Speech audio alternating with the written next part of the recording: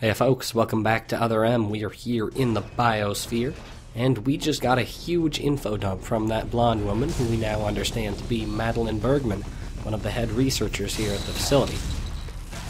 And now basically we are on our way to Sector 0 to take care of a rather problematic Metroid infestation. And since that's going to be a lot of backtracking, we gotta head through most of Sector 1 and then back through the cryosphere. I have plenty of time to explain why the conspiracy that was revealed in full last episode doesn't make any goddamn sense and it sucks and is terrible. So let's start with the recap, as I often do. Basically, the conspiracy is that the government, the Galactic Federation, decided to use Zebesians as a form of bioweapon by giving them cybernetic implants, and they hoped that would add to their military arsenal. But in addition to that, what we didn't know is that using genetic material that they recovered from Samus's suit after the whole Super Metroid incident, they have started cloning Metroids for their own military use. And to go along with that plan, they also created a computer AI, much in the vein of Mother Brain, in order to control them, and they call that MB. However, due to the presence of a new Ridley and also MB's unexpected development, that program has gone a bit awry. And rather than destroying the space colony, because that would destroy the Metroids, they have opted to send in a deleter to destroy anyone who knows about the incident and about the conspiracy. By the way, that was of course a quick-time event, and luckily, thank God, this is actually the last time we have to fight this prick. And I'm sorry that I had to interrupt my little explanation for him, but he just commands so much attention. Just look at this guy. We're fighting him exactly the same way as we did before, except there's nothing in the battlefield, there's nothing interesting, there's no obstacles. There's nothing remotely interesting about this encounter, except it's the last one, and we finally get a prize.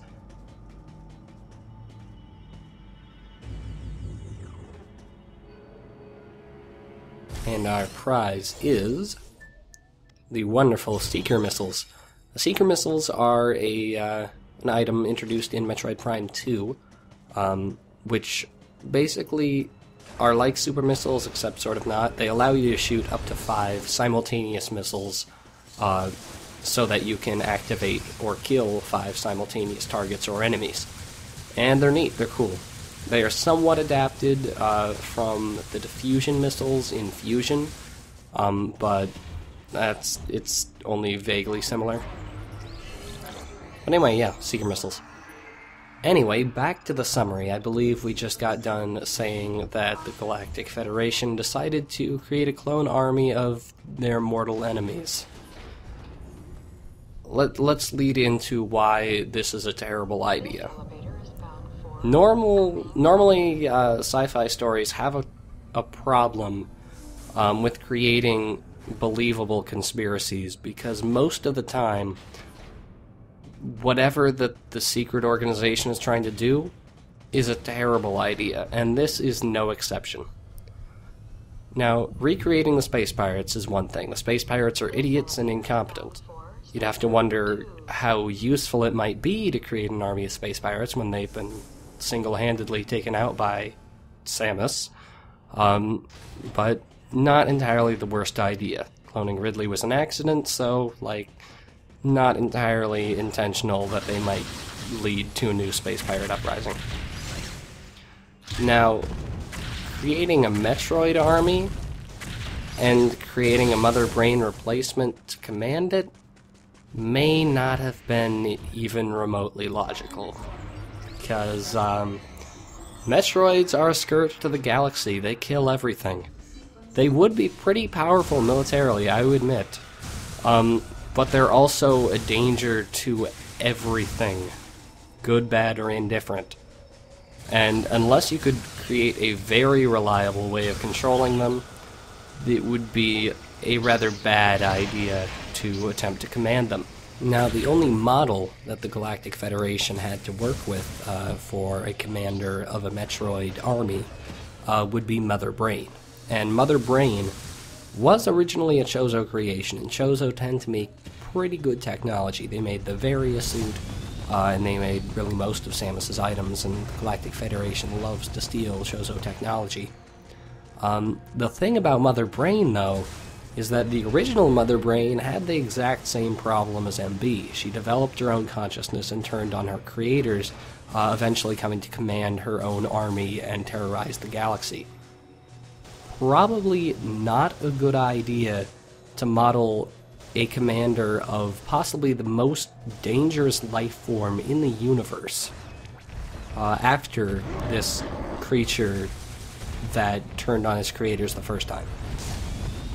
Not a good idea. Would not recommend it. So the basic issue with the Galactic Federation's plan can be summarized pretty succinctly, in that, why in God's name would you put a clone of your mortal enemy in charge of an army of the most dangerous life form in the universe? That's really about it. Anyway, here is where we use our newfound Seeker Missile in order to get to a new location. Pretty badass looking. Generally not too useful in combat situations, since you'll often be dealing with only one enemy at a time.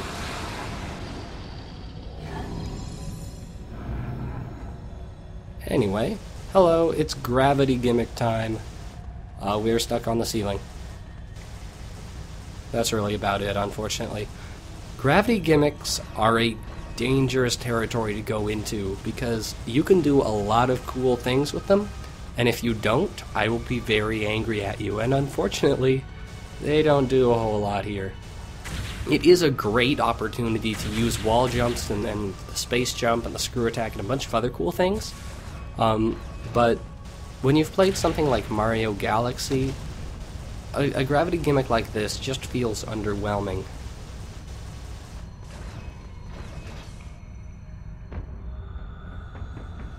Now here you're under a lot of weight. It's heavy. You're jumping like lower. It's like being underwater, except you're not as slow. So it's basically what being underwater should have been like. Here it doesn't really restrict you in any way because you're just running down a linear corridor, but here we will get to a place where it is actually a thing pretty quickly, pretty soon.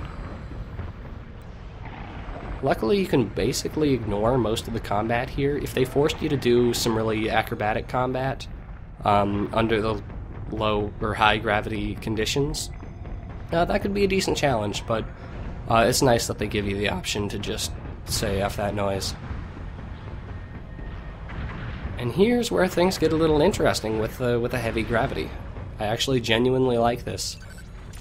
Since it is heavy gravity, your jump arc will be different. You've got to kind of change the timing of your wall jumps and of your screw attack and of your space jump in order to actually make it over. As you can see, I'm jumping much more frequently there. It's definitely a lot more interesting. You actually have to change the way you play, and you won't necessarily get it intuitively. You'll have to actually consciously think about what you're doing. Anyway, let's head over here through a couple more linear corridors, because never enough. And we're back into normal gravity, as you can see. And a save point.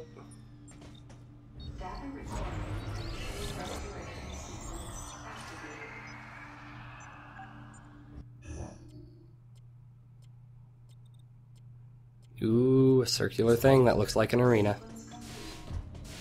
That's the wrong way, Samus. Oh, I see. I wanted to do a speed boost, because speed boosts are pretty rad. Look at how rad this is. Watch the radness.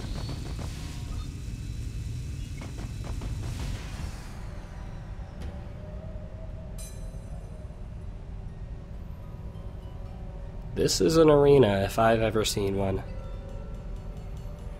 And it's actually a pretty neat arena. As you can see, it's complex. And the better you are, the less of it you'll have to deal with. But still fairly complex. You got some wall jumping that you need to do, circular. You can see something cool is probably going to happen here. I'm building up this encounter because I do like this encounter. I'll have plenty of things to say about it, and not all of them good, but I do like this encounter coming up. There's an encounter. It's going to be cool. It's going to be rad. Look forward to it.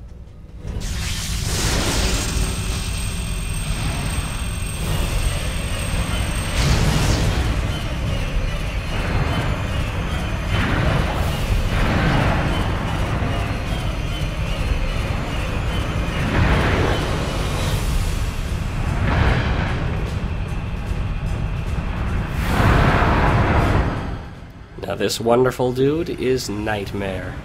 And if you've played Metroid Fusion, you're familiar with this guy. Nightmare was one of the more difficult bosses in Metroid Fusion, and again he had a gravity gimmick there. And overall, the idea is that you have to use your ice beam to freeze his tail, and that will disable the gravity, and that will allow you to shoot missiles at his face and break things. If you try to shoot missiles without having done that, they will fall to the ground due to the high gravity. Pretty neat, pretty involved. He has a bunch of attacks, and avoiding them will be somewhat made difficult if you have not disabled his gravity powers. Now, the reuse of a boss from Fusion. On the one hand, it makes sense. This is a government facility. The facility in Fusion was also a government facility. So it's logical that they could possibly have a similar gravity manipulation robot on board, although it's a very situational piece of technology to have. But it leads me to something that people have wanted me to discuss for some time. It's that the overall plot of this game is a complete rehash of Fusion, in that you are on a derelict space colony that has had bad things happen to it and is overrun with creatures of a certain sort. The overall layout of said space station is that of a main hub connected to a number of subsections that are each designed after a certain type of environment, and you are guided along the way by your CO Adam, who you have a growing resentment for. There is a government conspiracy in that the Galactic Federation is raising Metroids. They even reused the idea of having somebody on board that's trying to kill you. There's the SAX in Fusion, and then the leader in here. And overall, it's the same goddamn plot. And there are two possibilities about why this is the case. There's either they're trying to create a thematic bridge between this game and Fusion, or they're unoriginal and lazy. I'll leave it to you to decide.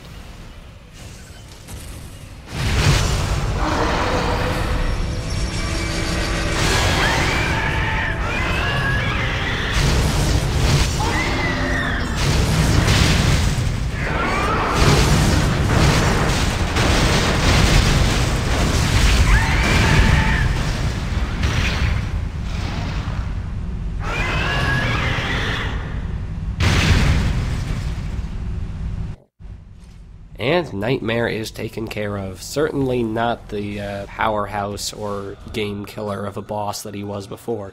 Anyway, let's get over to Sector 0 and find those Metroids.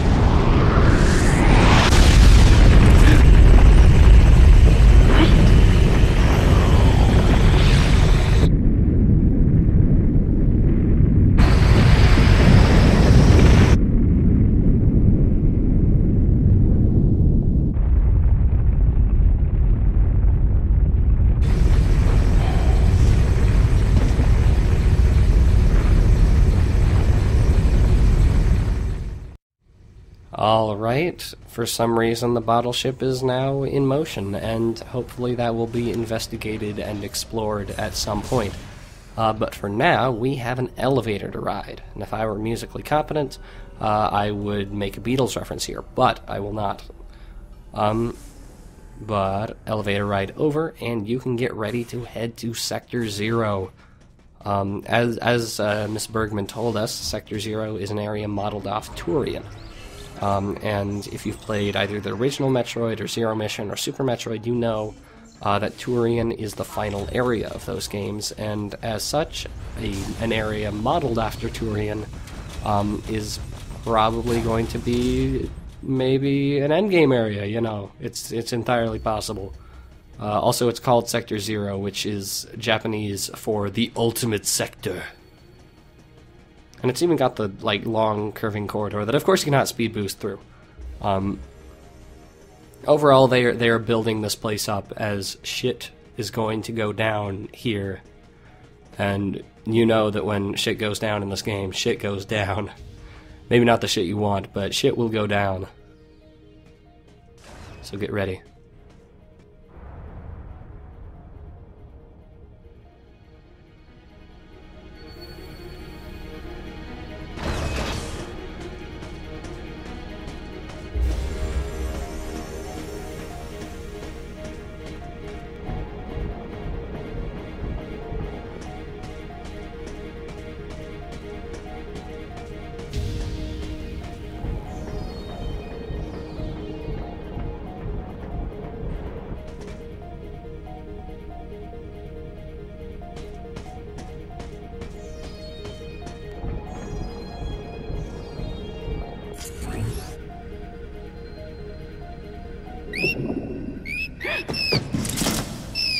A baby.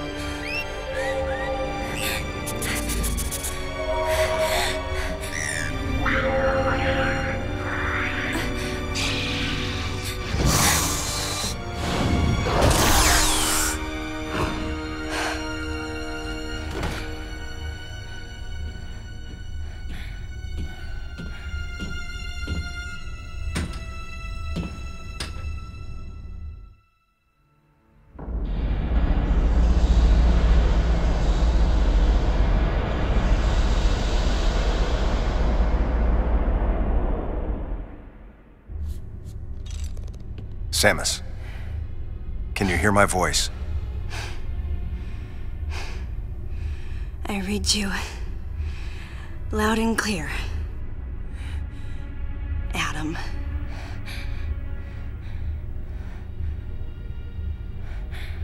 You know what lies up ahead. The Metroids and the artificial intelligence that controls them. The fruit of the Galactic Federation's twisted project. Yes. So why did you shoot me? You can't destroy these Metroids. What do you mean? Sector 0 Metroids most likely can't be frozen. What are you talking about? There's a strong likelihood that the Metroid's mortal weakness, the vulnerability to cold, has been overcome through genetic manipulation. And if that's true, there's no way you can destroy them. But that baby earlier, the infant Metroid, you were able to freeze it. True. My guess is that it was because it was still in a larval stage. But who can say? One thing's for certain. They're definitely propagating Metroids.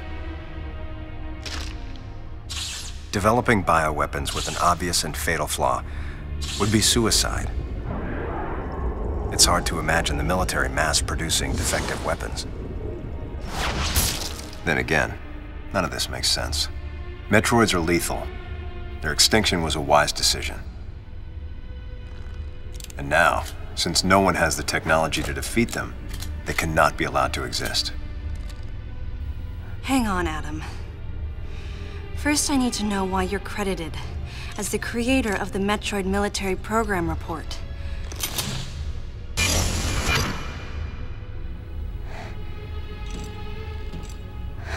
I received the request to write the report from Galactic Federation headquarters.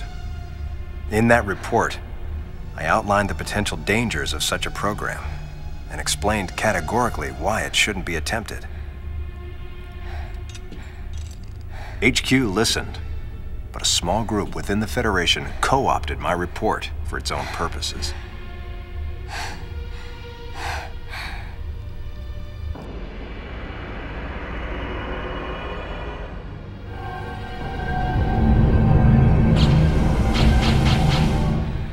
Samus, you'll be fully recovered soon. I have several missions for you. This facility appears to be on an intercept course with Galactic Federation HQ. If what Madeline Bergman said is correct, there's a distinct possibility that this is the start of an attack by MB against the Federation. One way or another, some sort of attack is clearly imminent. You have to find a way to divert the ship off its intercept course. I've located a survivor in room MW, toward the rear of the Bioweapon Research Center. Whoever it is will be a key witness. Secure the survivor's safety, and defeat Ridley. He's as much of a threat as the Metroids. And one last word of warning. Madeline Bergman is no ally.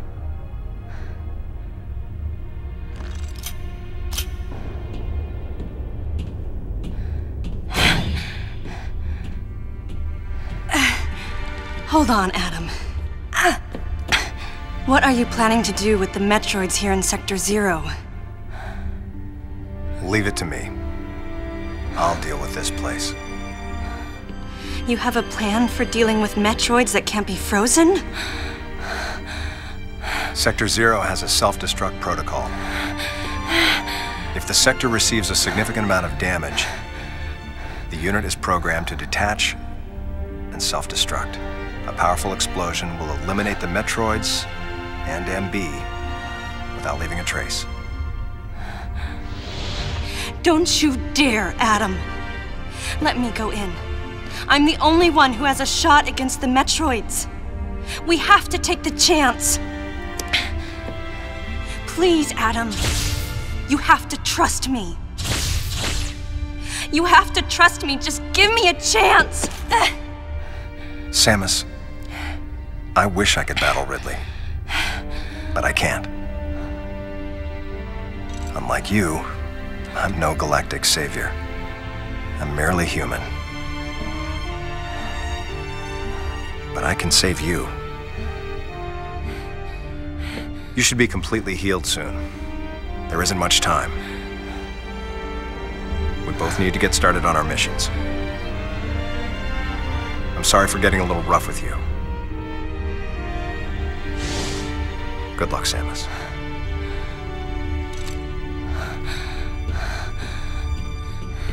Wait! Adam! Wait! Adam! Please wait!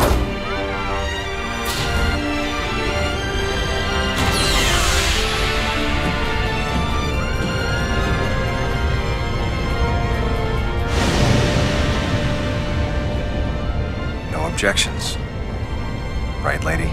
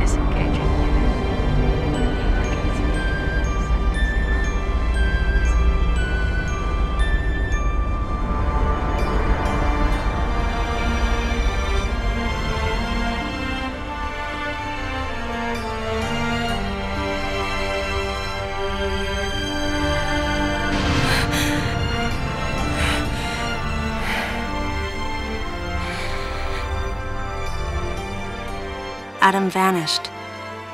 My best friend. The person who understood me best. The closest thing to a father I had.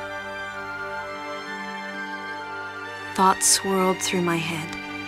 I couldn't come to grips with what had happened. Such a cruel way to say goodbye. I was the only one who witnessed Adam's last moment, and though it shook me, I was calmer than I usually am. I think Adam granted me that eye of the storm clarity, his final gift to me. There was no time for me to grieve his death, but there was time for me to say, Adam, thank you. Leave the rest to me. Adam, don't even try to have us sympathize with you. Don't even try to be a glorious martyr. And Sakamoto, don't think that we'll buy it. Adam has been holding us back this whole game, and there is no reason for us to be anything but happy that he is dead. The idea behind the scene is that Adam really does care about Samus and her well-being, and is very rough in his discipline. A flawed character with the best intentions at heart. Unfortunately, they kind of forgot to make him in any way relatable or likable. And that's the biggest problem.